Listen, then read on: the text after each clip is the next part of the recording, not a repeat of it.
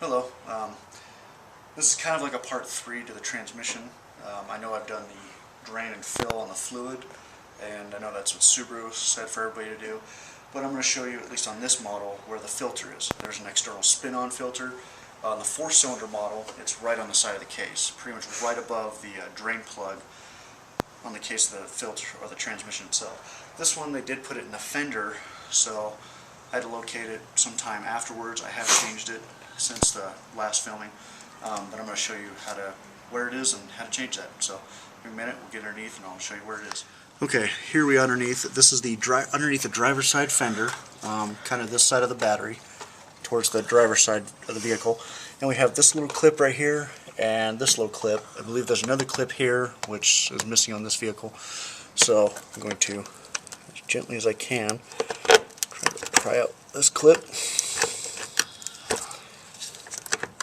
Use a small little flathead, gently ease it in there.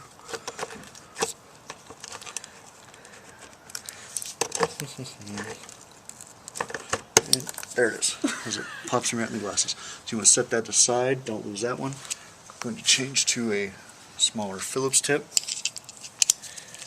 and unscrew this one. I'll try to. Maybe a larger Phillips tip. Grab the next one.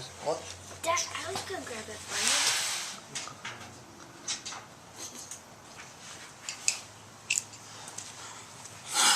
Let's see, try our P2.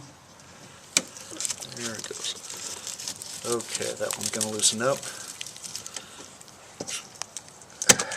Pull that one.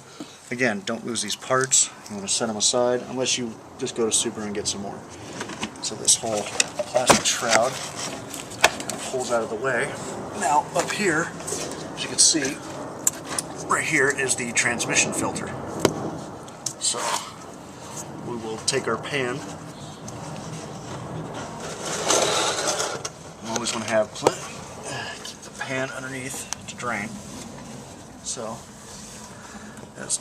definitely don't want to get anything on your camera, so that's going to sit off to the side. But again, same with the oil filter. Try to twist it off. So give me a minute, I'll get my strap wrench and we'll pry that off. Stop.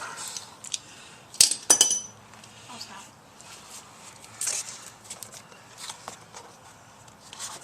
In the right direction.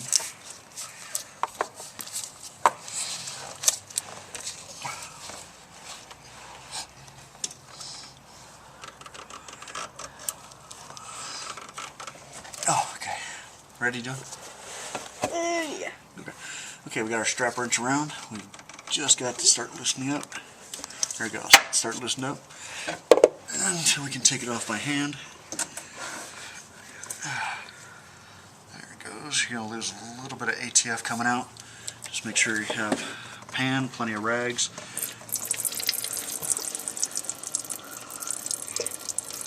So you are going to lose a little bit of fluid. We'll put some fluid back into the filter. Obviously we'll lose a little bit there. We go to put the new one on. This particular one is a just an oil filter with the same threads. I know Subaru does make a different style. It's a black filter. I've never had a problem with these. This is what I use.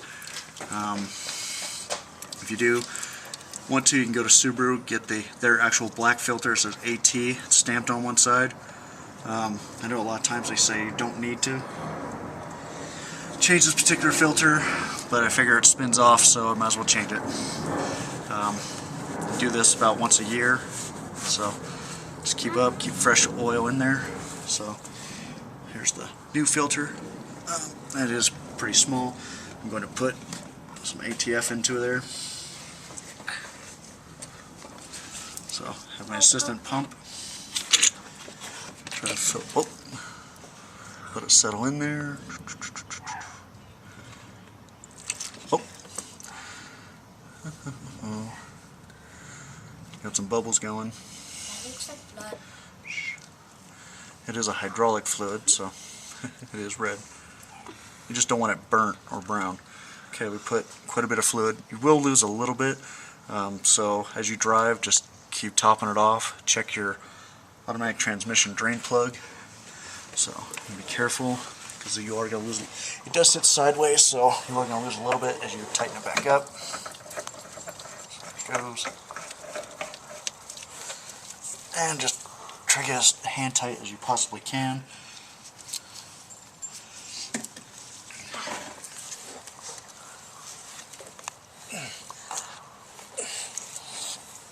Okay.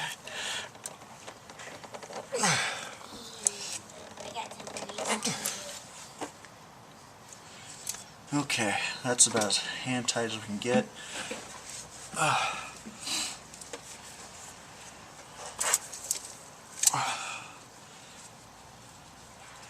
So, again, another good reason to have the. Okay, hold on. There we go. Another good reason to have plenty of these rags.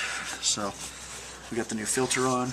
You want to run it through all your gears. Make sure you get the fluid through the filter, because I think after this it goes to the cooler and then back to the transmission. And it's got another internal screen, which I have not done yet. So,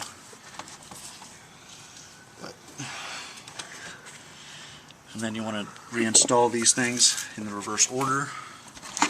Pop this back up into there.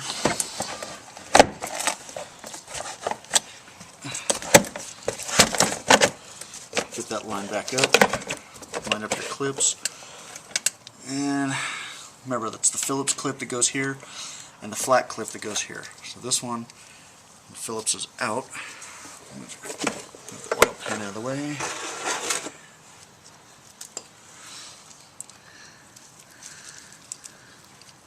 And if you're more comfortable, you can always go get these from Subaru.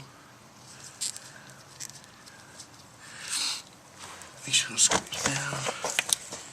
That one pushed up in there. Make sure it pushes all the way in, because this is the screw. So basically, as it screws in, is going to spread those little fingers and hold your clip onto the metal.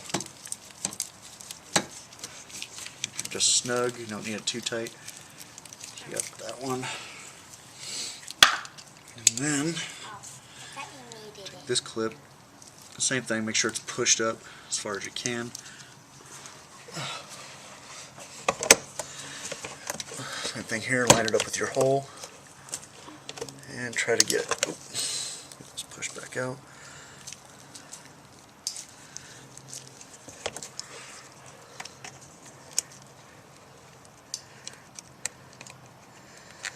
Alrighty.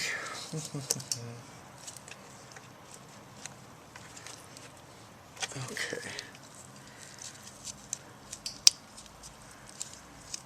It may take you a little while. Sometimes that's why I say it might be easier just to go get new clips.